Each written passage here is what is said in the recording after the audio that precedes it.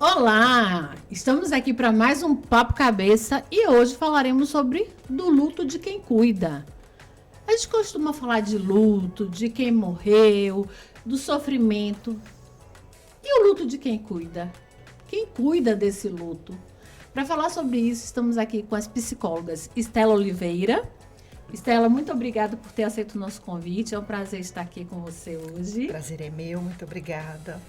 E com a Jéssica de Paula, que já veio aqui também falar sobre luto, especialista em luto, né, Jéssica? Prazer estar aqui com você mais uma vez. Muito obrigada também por ter aceito o nosso convite. Prazer é meu, Núbia. Obrigada.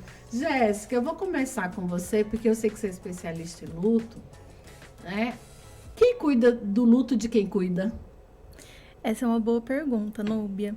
Porque quando você fez o convite para a gente falar sobre esse assunto, e é um tema muito importante, abre várias ideias na nossa cabeça, né? Que a gente fala tanto do cuidador, cuidar ali das outras pessoas, mas e o luto desse cuidador? Que ele também vivencia isso, tanto na prática profissional, quanto na vida pessoal, e esse luto muitas vezes ele fica ali, né? Num limbo que não é cuidado, não é olhado, não é validado. Então, quando você trouxe esse tema para a gente poder falar hoje, eu achei muito importante, porque a gente também tem que cuidar dessa pessoa que está ali disposta, profissionalmente e pessoalmente, para cuidar daqueles que estão ali ao seu redor, né? E a ideia é justamente essa, né? Por que veio esse tema? Primeiro porque quando a gente trocou a ideia, né? É importante, né, Estela? A gente traz assim, nós somos psicólogas aqui, no caso, Sim. né? E o nosso luto? Quem cuida do nosso luto? Nós temos luto também, nós temos dores, viu, gente? A gente chora, a gente fica triste, né? A gente fica com vontade de não sair de casa, a gente fica, assim,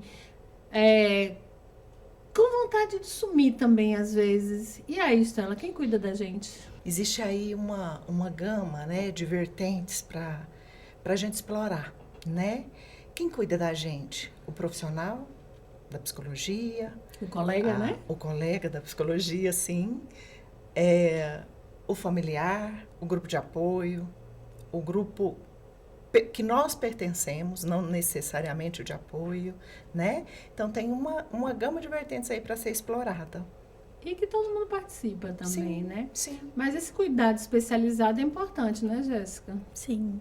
Acredito muito quando a gente fala até mesmo dos profissionais da área da saúde, de ter esse suporte entre os próprios profissionais ali da área da saúde. Quando a gente fala até mesmo de grupos ali de apoio, de supervisão, a própria psicoterapia, que aquele profissional ele vai buscar também, né, os próprios recursos para poder cuidar daquilo que ele está sentindo, porque um luto, quando ele é invalidado, muita coisa vai crescendo ali dentro, né?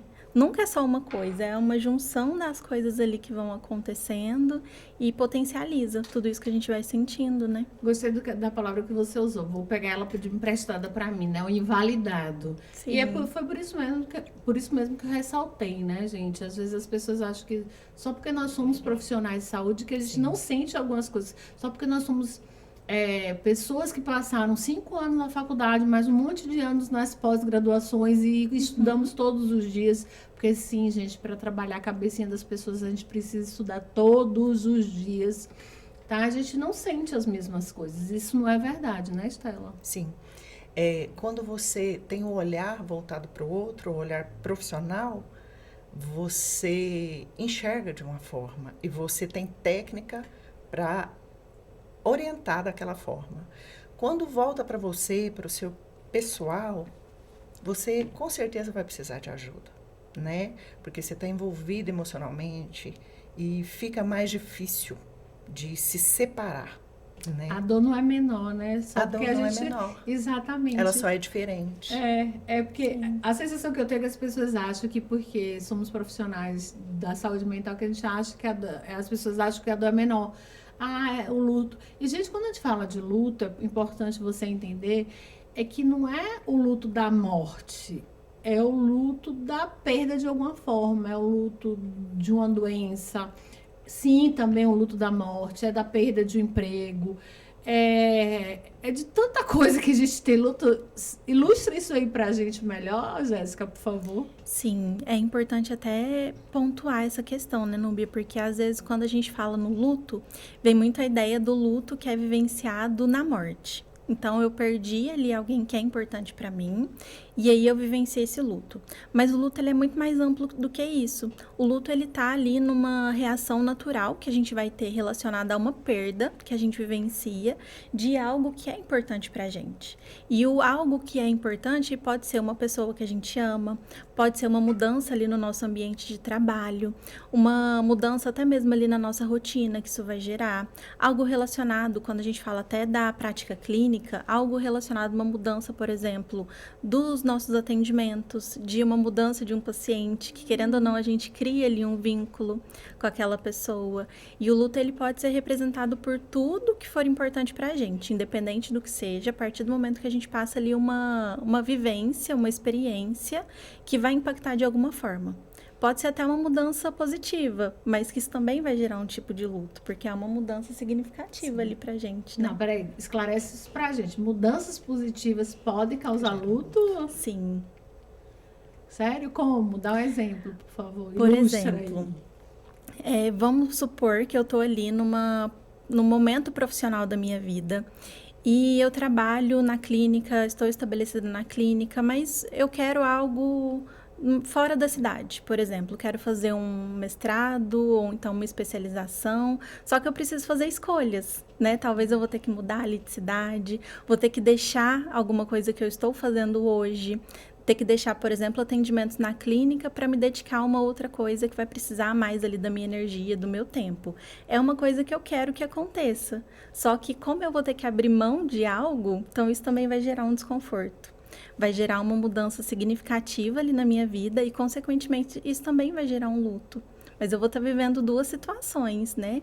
Uma situação negativa, entre aspas, de que eu vou ter que estar fazendo uma escolha, mas também uma mudança positiva de que é algo que eu almejo, pode ser um sonho ali que eu estou vivenciando. Então, o luto, ele tem essas duas faces também, né? Nossa, interessante, né? A gente só pensa o luto como negativo, de verdade. Eu não tinha associado essa questão, mas de fato, né? O que também não deixa de ser negativo. Eu abri mão da minha clínica para poder. Digamos que eu tô aí, né? Assim, eu me apaixonei muito pela clínica e agora eu voltei para a carreira executiva. Sim. Não larguei a clínica, tá, gente? Não larguei, mas assim, tô equilibrando, né?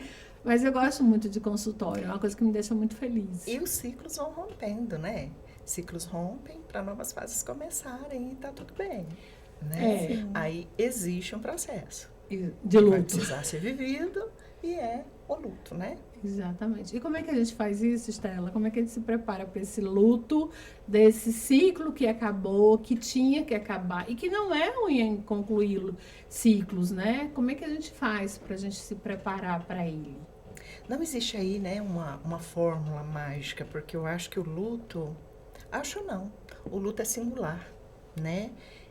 Cada um tem uma forma de olhar para ele, de sentir, de perceber, de elaborar esse luto, né? Então, não existe uma fórmula mágica, mas o processo terapêutico ajuda muito, né? Vai trazer um outro olhar, assim como ela mencionou agora, né? Sobre ter o lado bom e o lado ruim. O processo terapêutico vai auxiliar muito, com certeza. E o grupo de apoio que se tem, né? Eu acho de extrema importância o grupo de apoio. Um luto-morte, né?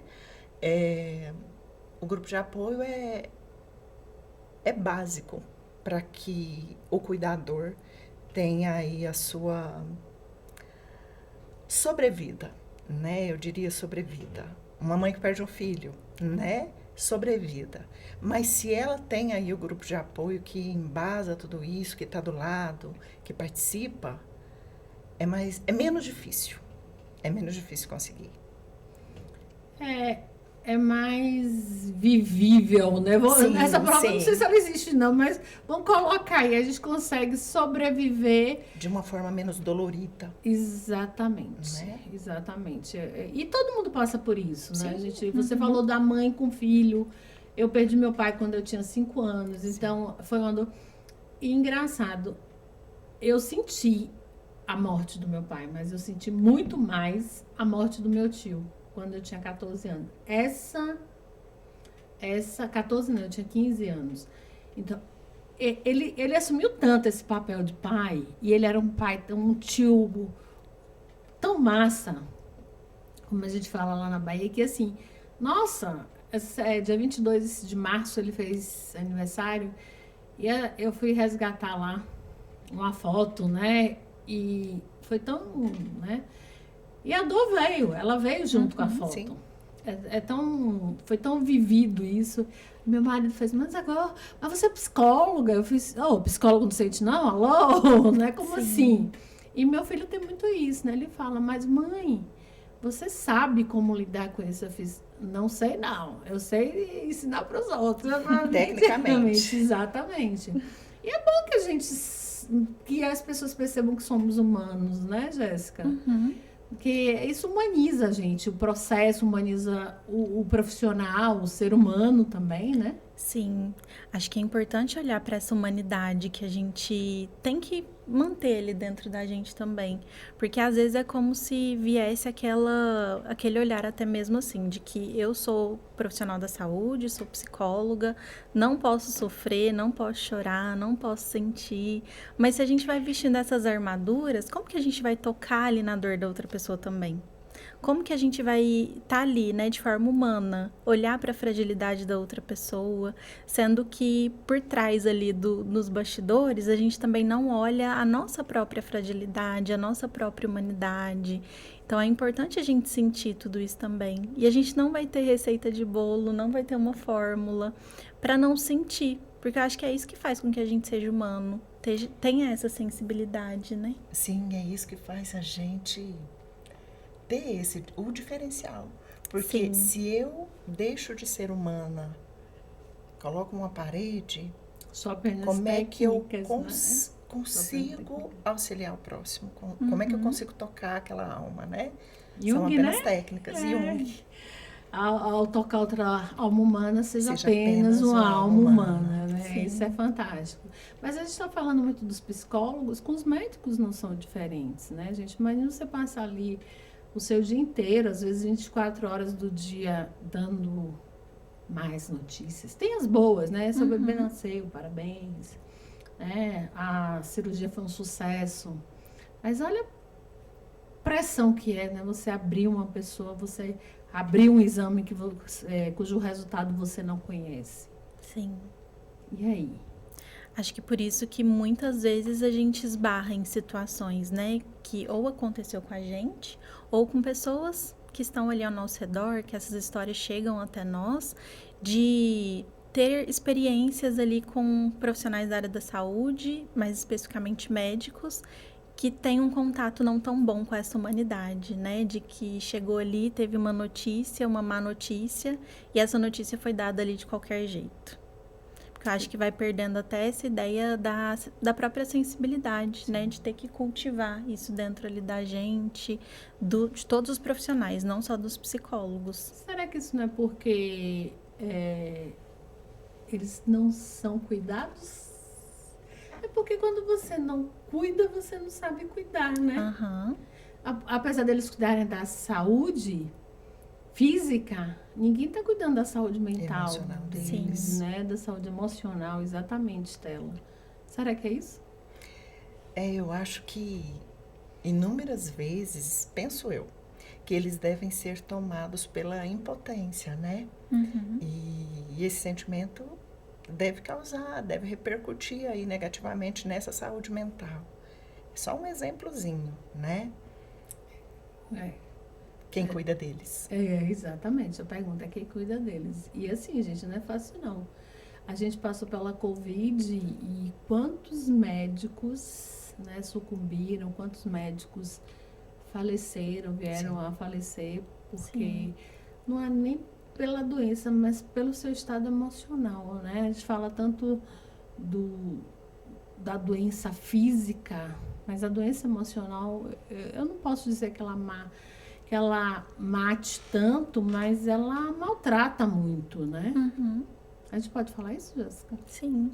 Tem um termo que eu acho muito interessante e foi feito até num... Agora eu não vou recordar, assim, a pesquisa que eles fizeram em torno disso, mas que eles colocaram como a fadiga por compaixão. Que é até dos próprios profissionais ali da área da saúde, mais especificamente os médicos, nessa pesquisa que eles estavam fazendo. E quando eles desenvolveram esse termo fadiga por compaixão, foi justamente por conta disso.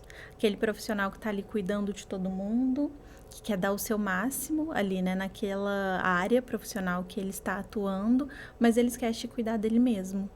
E isso vai gerando ali essa forma da pessoa se maltratar mesmo, né? Porque ela sempre vai deixando as questões dela ali em segundo plano, terceiro, quarto, né? Ou nem olha pra isso, vai só colocando ali embaixo do tapete e sempre tá ali disposta para cuidar do outro. Mas e as questões emocionais que podem de fato matar mesmo, né? E as coisas só vão acumulando dependendo da situação. Gostei desse colocando embaixo do tapete. Eu penso que é muito isso, né? Esse luto que o profissional de saúde vive, ele é colocado embaixo do tapete porque nós aprendemos eu vou usar uma palavra que é muito utilizada na psicanálise, a sublimar, né? Os nossos sentimentos, os nossos pensamentos. Mas essa prosa tá boa, tá? Não sai daí que a gente já volta com o nosso papo cabeça.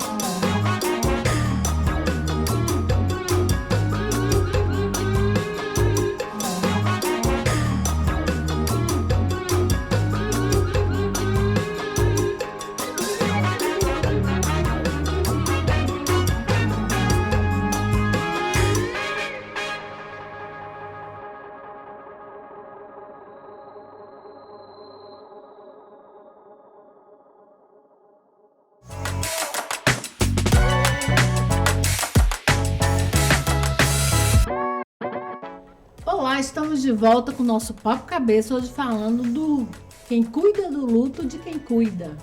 Você sabe quem é que cuida? Pior que às vezes ninguém cuida, sabe por quê? Porque quem cuida esquece de se cuidar. Acredite. Você já viu algum cardiologista morrer do coração? Psicólogo estar depressivo, estafado? Acontece. Por quê? Porque a gente cuida e esquece de ser cuidado. E eu tô falando de médico, de psicólogo, tem os enfermeiros, tem auxiliares de enfermagem, tem os cuidadores, né, de idosos que estão aí. Jéssica, eu vou voltar com você. O que a gente pode fazer para todas essas pessoas? Nós, psicólogos, né, somos orientados, inclusive pelo nosso Conselho Federal de Psicologia, né, está no nosso Código de Ética, inclusive, salvo engano, né, Sim. que nós temos que fazer terapia para a gente se cuidar, para a gente poder cuidar do outro. Sim. Mas eu não sei se isso está no Conselho de Medicina, de Odonto, de Enfermagem, dos cuidadores. Eu acho que não está, não, né? Boa pergunta. Boa pergunta. Tá, vamos procurar isso no Google depois, no intervalo, para a gente contar para vocês na volta. Porque quando a gente fala até dentro da psicologia, isso é muito incentivado, né? Da gente fazer terapia, da gente estar em grupos de apoio. A Estela falou dos grupos de apoio, né? E eu acho que isso é extremamente importante. Mas quando a gente olha para os outros profissionais, será que isso é incentivado também? Até a própria sociedade, né? Às vezes ter ali um olhar de julgamento, infelizmente ainda, por aquela pessoa que vai fazer um acompanhamento psicológico, ter a ideia de que eu não vou pro psicólogo porque eu sou louco, eu não tô louco, então por isso que eu não preciso dessa ajuda. Mas quando a gente olha para essa pessoa que ela precisa desse cuidado, acho que é o processo da gente fazer a famosa psicoeducação. Sim.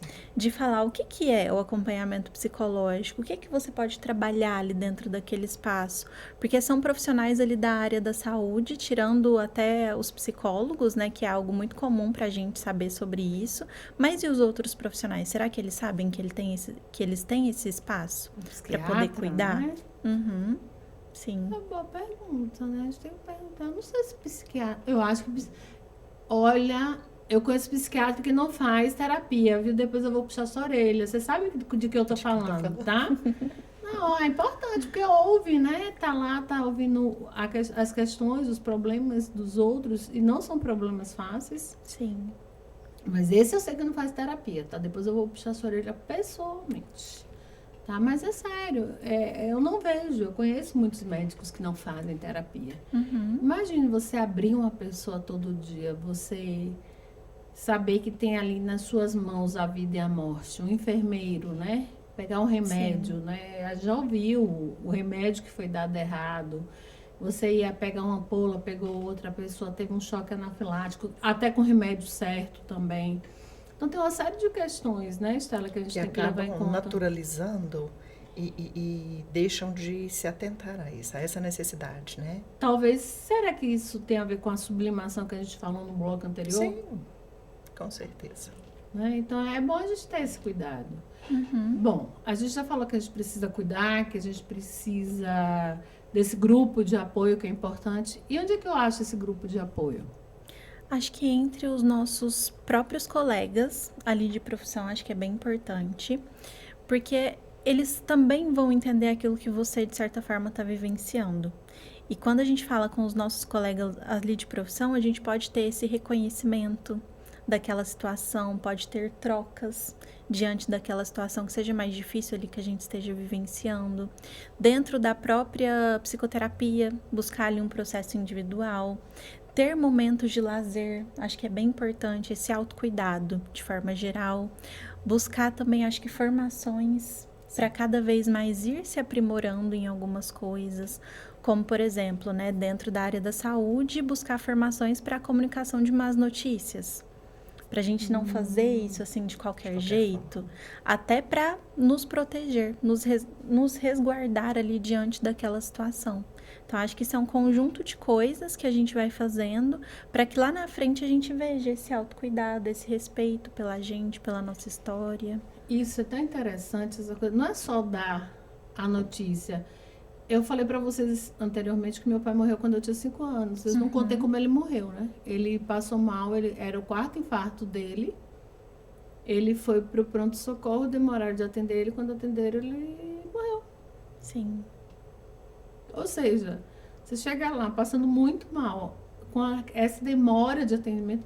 Então, as pessoas têm que estar preparadas para isso também, né? Porque olha o estado de quem já está lá, né? Uhum. Você já está preocupado que um ente querido, um ente que você ama, não está bem, né? A preocupação da minha mãe, com 7 filhos pequenos. Meu pai já está lá no quarto infarto dele. A demora no atendimento. Ela já estava vivendo o luto dela, não estava ali, não? Uhum. Eu imagino que sim. Sim. Então, olha só, olha o preparo que um profissional tem que ter para lidar com essas situações. Porque, a gente, volto a dizer, a gente enxerga o luto só no momento da perda, Uhum. da morte. Mas existe o morrer, né? Exata. Oh, Stella, você foi poética agora, literalmente. Existe o morrer que é tão danoso quanto, né? O Se a gente processo, for, o né? processo em si é tão danoso quanto. E aí cabe a frase, né? Não é o que se diz, é como se diz na comunicação, né? Sim. Não é o que se diz, é como se diz, né? E a gente tem que estar muito preparado para isso, né, gente? Uhum. E aí a gente tem que puxar para nossa sardinha, né? Olha como a psicologia é preocupada com isso, né? Nós estudamos 5 anos, nós temos que fazer pós-graduações, só que nós temos um conselho que nos literalmente obriga a fazer terapia. A gente tem que fazer supervisão. O que é supervisão? Nós contratamos profissionais mais experientes que a gente para nos orientar em casos que são difíceis. Olha que interessante, tá? Nós temos os nossos grupos de apoio, que são colegas. A gente tem aqui o Rede Psi de Uberlândia, o Papo de Psi e vários outros para a gente trocar ideias, com essa preocupação de sermos profissionais melhores. Claro que tem profissionais e profissionais em todas as áreas, mas existe sim, dentre os psicólogos aqui de Uberlândia, e eu tenho que dar parabéns para os colegas, né? Vamos ser sinceros. Sim. E ainda há quem acha que ir para terapia é coisa de doido. Não ir para terapia que é coisa de doido, tá, pessoal?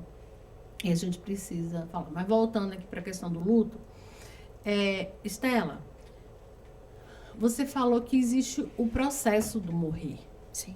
né? E como é que você enxerga esse processo do morrer? O que a gente pode fazer para minimizar, né? Porque a morte existe, a gente morre todos os dias, Sim. né? A gente está mais perto, eu costumo dizer isso. A gente está mais perto de lá do que de cá. Do que de cá. Na verdade, eu vejo que quando não tem uma doença iminente, um risco iminente, a gente não vê isso como todo dia morre um pouquinho, né? A gente vive. Quando existe aí um processo, um diagnóstico, você começa a viver o processo intenso, né? De todo dia, principalmente quando, por exemplo, um câncer, né? É uma doença que pode... Que ainda assusta muito. Sim, que pode perdurar o tratamento, independente do resultado final, pode ser um processo demorado. E isso traz muito sofrimento para a família, para o paciente, para o cuidador, né? Muda toda uma questão... Rotina, né? A rotina emocional e a rotina diária, né? Então, esse processo, ele precisa do grupo de apoio, ponto, né? Isso aí, ao meu ver, é assim, é a pérola. Mas aí a gente entra em outra questão, que aí eu vou tacar fogo, ou vou tacar gasolina no fogo. Sim. Tá, as pessoas não gostam de falar. As pessoas têm receio de dizer, eu tô com câncer. Ou tem alguém na minha família que tá com câncer. Por quê? Porque, primeiro, que o câncer ainda é visto... A gente vai falar do câncer porque você está falando do câncer. Como mas se ele fosse o final. Né? Ainda é uma E, na sentença verdade, de morte. não é. Graças a Deus, não mais, né? Não se mais. você descobre no início, se você consegue fazer o tratamento, se você tem acesso ao profissional certo, né? Porque a gente tem que pensar nisso e também. até nas doenças crônicas, independentes, reumáticas, né? Até nas doenças Moela, crônicas. né? Esclerose lateral como passar amiotrófica. por esse processo. Exatamente. Né? Mas voltando, aí eu quero tacar gasolina, Sim, né? sim. No fogo aí. Tá. como é que a gente trabalha isso também? Porque é um luto você tá vivendo ali, né? Ah, eu tenho alguém na minha família que tá com esse problema. Eu passei por isso em 2022, 21. Nossa, tá passando tudo tão rápido, gente, que eu tô até confusa. 21, 22. Graças a Deus tá tudo bem agora, mas foi um processo dolorido. Muito dolorido. Não só foi doloroso, foi dolorido, ele doeu muito mesmo, em todos os sentidos. Sim. E aí, como é que a gente faz? Eu tô falando dessa, mas qualquer outra doença que às vezes a gente tem preconceito de abrir a boca e dizer, gente, eu preciso do apoio, mas eu tenho vergonha de abrir a boca e dizer. Sim. Penso que quando a gente é interrompido, porque é uma situação que interrompe a vida da gente, e quando a gente é interrompido por algumas situações, cabe a nós só o nosso. Como é que eu quero passar por isso? Isso. É inevitável que eu passe, então como é que eu vou passar por isso? E é difícil, não é fácil fazer essa escolha, mas ela é necessária. E do outro é o outro, e o do nosso ser superior é dele. Tem coisas que não nos cabe. Acho importantíssimo a fé, independente de qual fé, qual religião, eu estou falando de fé, de acreditar. Eu acho que ela é um suporte, né? Assim, Ponto, o né? principal, ponto. E vamos procurar um profissional para nos respaldar, para nos ajudar, para nos orientar, né? Abrir caminho junto com a gente para ser menos difícil. Então, não tem jeito, né, Jéssica? Isso é individual, sem dúvida nenhuma. Mas é o melhor. Eu continuo perguntando, né? Passar sozinho, deixar muito. E até quero pontuar um pouquinho mais. Os outros lutos, vamos trazer para cá. A gente falou de uma doença, né? De uma doença difícil. Vamos para os lutos da separação. Sim. Né? Casamentos que se acabam, filhos que distanciam para estudar, né? Os ninhos vazios por aí, né? Vamos trazer mais para perto, né, da gente tudo isso. O processo é difícil, seja qual tipo de luto for. Até o crescimento do filho, às vezes, né? Quando você vê seu filho dentro de casa crescendo, já não quer sair mais com você.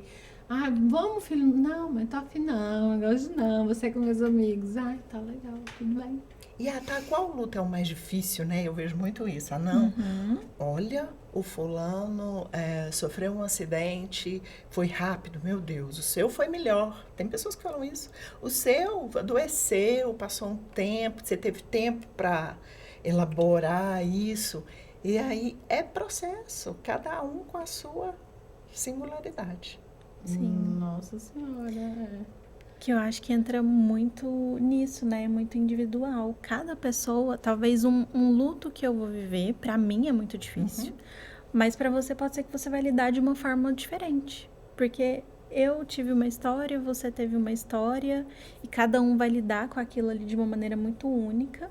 E eu acho que é muito o que você disse, Estela. Porque não vai ser fácil. Então, a gente tentar olhar para essa situação e pensar quais são as ferramentas que eu tenho para ter os meus pontos de apoio, para ter a minha base, para ter pessoas ali ao meu redor que vão me passar, de certa forma, uma segurança maior, porque elas não vão resolver também o meu problema, não vão curar aquilo que eu estou sentindo, mas quais são meus pontos de apoio que eu posso recorrer para vivenciar isso de uma maneira um pouco mais amena.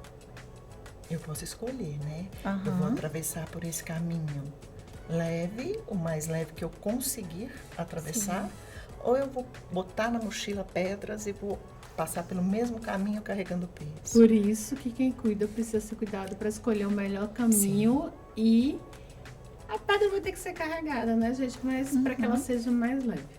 Bom, o nosso papo continua, não sai daí não, que a gente volta já já.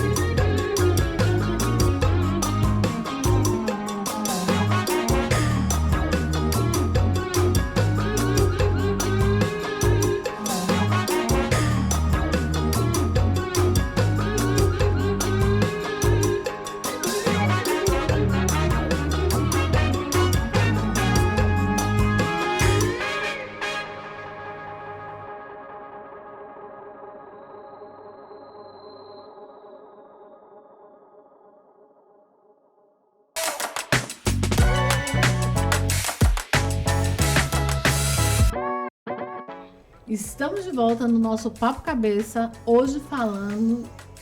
Na realidade é uma pergunta, né? Quem cuida do luto de quem cuida? Quem é? Jéssica, eu vou voltar com você. Estela, você antecipou uma pergunta que eu ia fazer, tá? Às vezes a gente cuida tanto do outro que a gente acaba não cuidando da gente, né? Eu falo a gente, os cuidadores profissionais, né? O cuidador em si, né? Que passa a noite na casa do idoso, de uma criança, uma enfermeira, uma técnica de enfermagem, uma pessoa que trabalha no SAMU, um médico, um psicólogo, né? E ele não cuida da família dele porque simplesmente ele está tão envolvido em cuidar do outro e ele acaba se perdendo. Isso pode acontecer. No intervalo, nós falávamos que muitos profissionais, né, muitos de nós que cuidamos, né, acabamos nos separando, né, a gente acaba não vendo os nossos filhos crescerem. Uhum. A realidade é essa. Por quê? Porque a gente não se cuida. E aí? A pergunta é essa. É bem vaga, eu sei. E aí? Acho que quando a gente fala até mesmo assim dessa ausência de cuidado, volta aquilo que eu comentei da fadiga por compaixão. Uhum. Porque é exatamente isso, né? Você se coloca ali num lugar onde você vai cuidar de todo mundo ali que tá ao seu redor, principalmente no sentido profissional. Quando a gente fala de médicos, de profissionais da área da saúde que estão ali no hospital, né? Vivendo aquela realidade ali do hospital que a gente sabe que é uma loucura, né?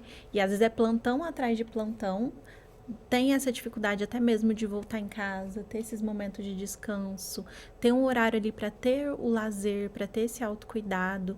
E essa fadiga de compaixão, por compaixão, ela pode causar isso. Você cuida de todo mundo que está ali ao seu redor, né? Dependendo dos seus cuidados. Mas quando chega em casa, na família, com os amigos, com você mesmo, esse cuidado é negligenciado. E aí, quando a gente olha para trás, Veio ali, o luto. né? Veio o luto. O luto até mesmo que a gente pode falar que é olhar para trás e pensar, poderia ter vivenciado tal coisa, poderia ter ido numa apresentação do meu filho na escola, ter saído mais com os meus amigos, ter ficado fins de semana ali com a minha família num almoço de domingo. São lutos que a gente vai vivendo, talvez até trazer os lutos do cotidiano, né? Que são coisas que a gente só talvez dá ali, né? Tem o devido peso quando a gente olha para trás e vê esse tempo que ele não pode voltar mais. Que não dá para recuperar esse tempo perdido, mas eu acho que dá para fazer diferença para o futuro.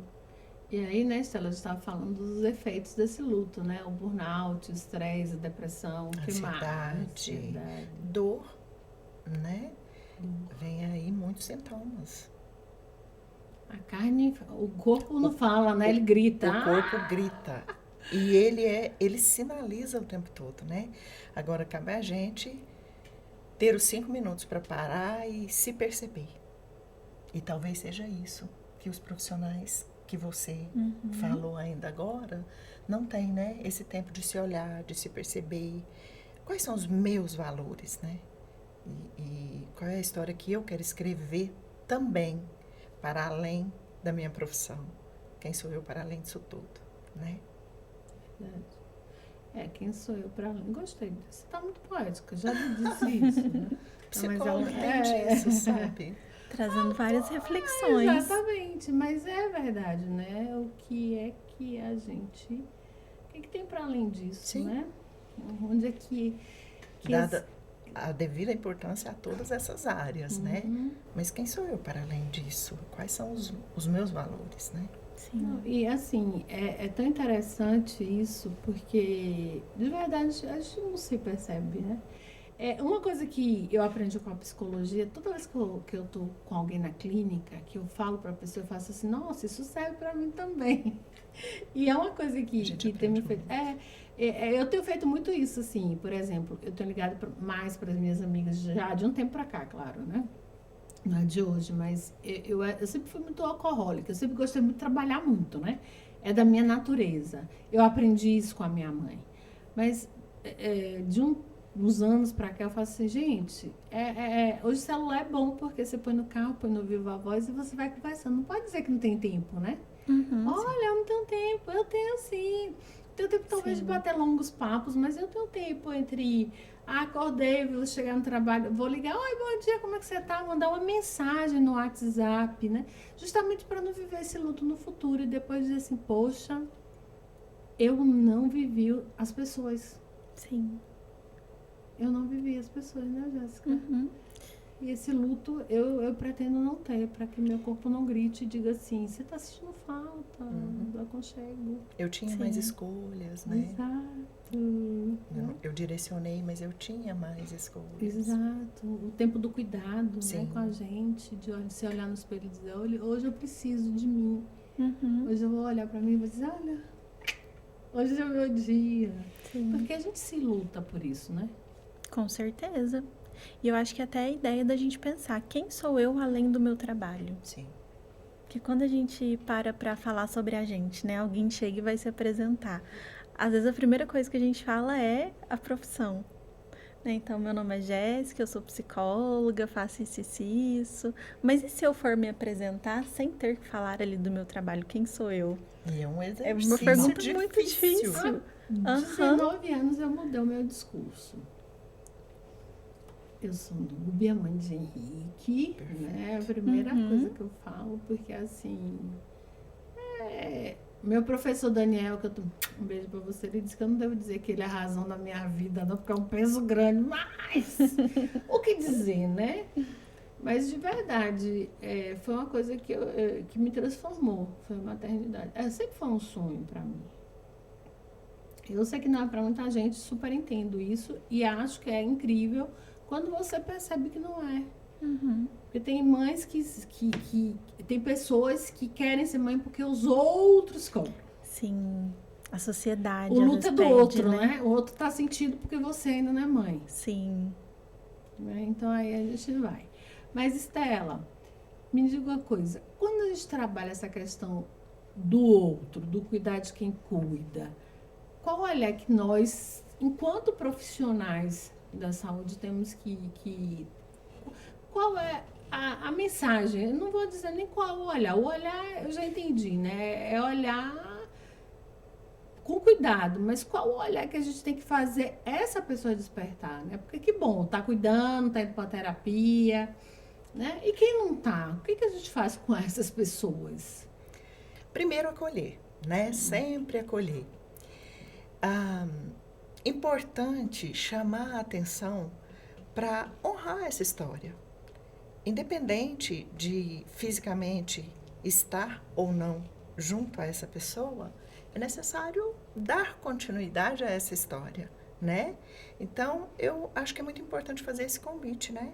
Vamos honrar essa história, vamos dar dignidade a essa história, porque ela não a história não interrompe aqui, a história continua, né? De outra forma. De outra forma.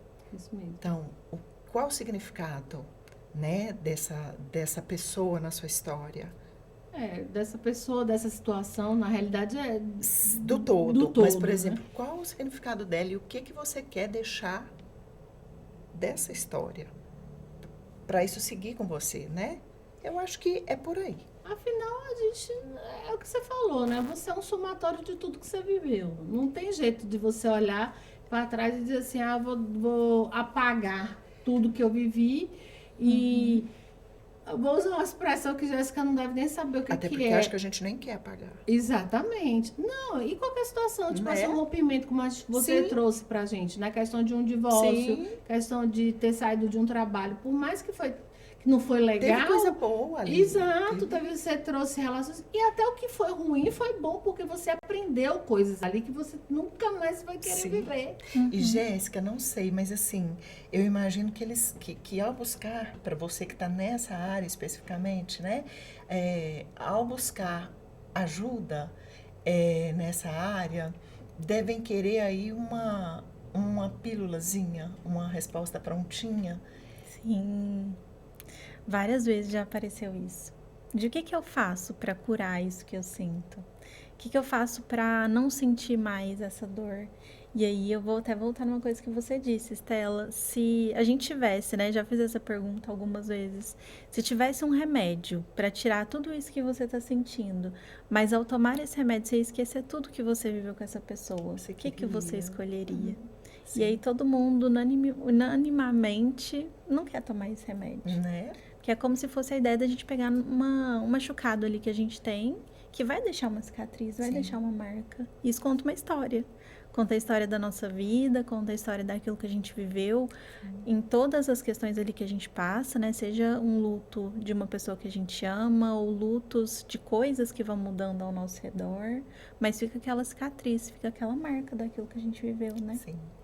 Não, é assim, gente, volto a dizer, nós somos um somatório de todas as histórias vividas, né?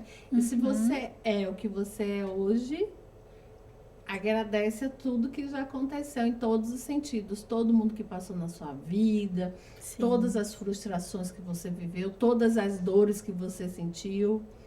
Tudo isso Todas de as alegrias alegrias, né? também. Todos os aprendizados. Exatamente. Eu sempre digo, não tem nada que passou na sua vida que seja tão ruim que não deixou uma coisa boa, Aham. né? Não tem, não existe isso. Sim. Então, é nessa hora que a gente faz assim, adoro essa palavra, a gente ressignifica.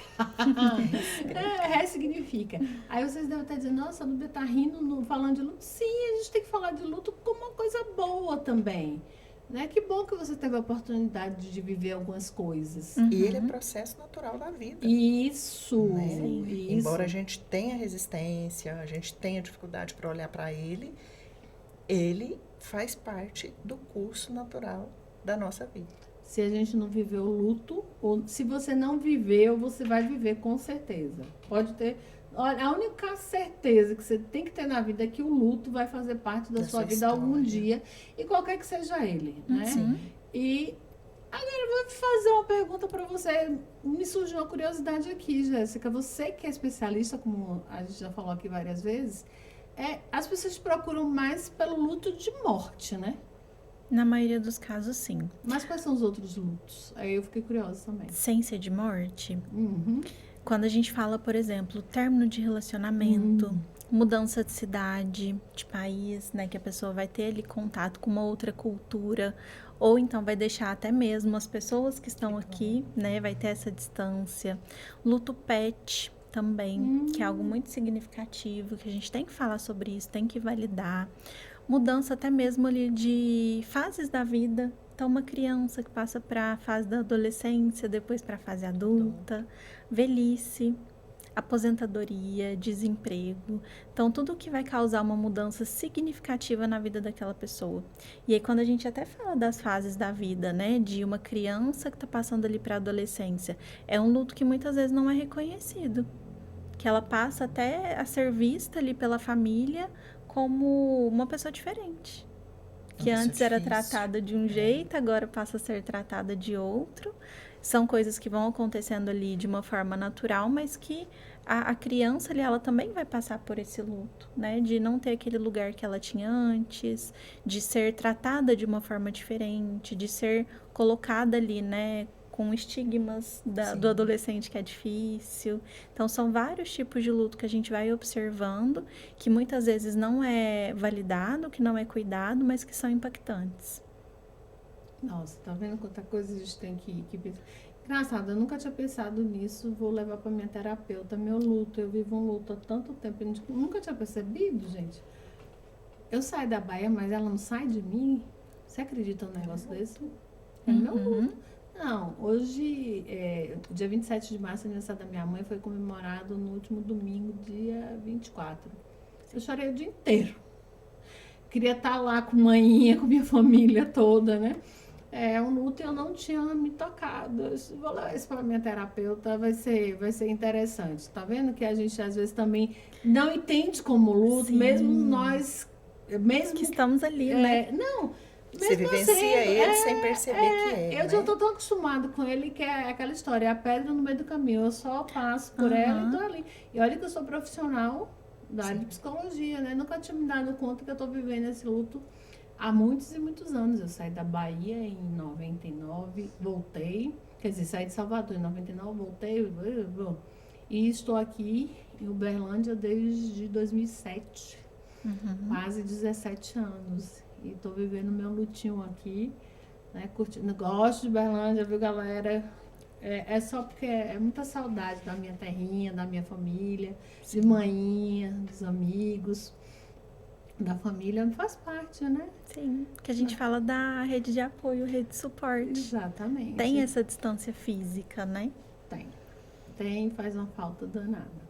Bom, gente, a gente já está chegando nos minutos finais aqui e eu queria, Estela, eu queria que você deixasse uma mensagem bem robusta, né? Para quem cuida, né? Para os lutos diários e às vezes como eu, né? Lutos que as pessoas não percebem, lutos que estão aí que a gente não colocou o nome de luto e vive com eles todos os dias e não percebe, simplesmente não percebe que é um luto. Viver é isso, os altos, os baixos, né? Os lutos diários, né? E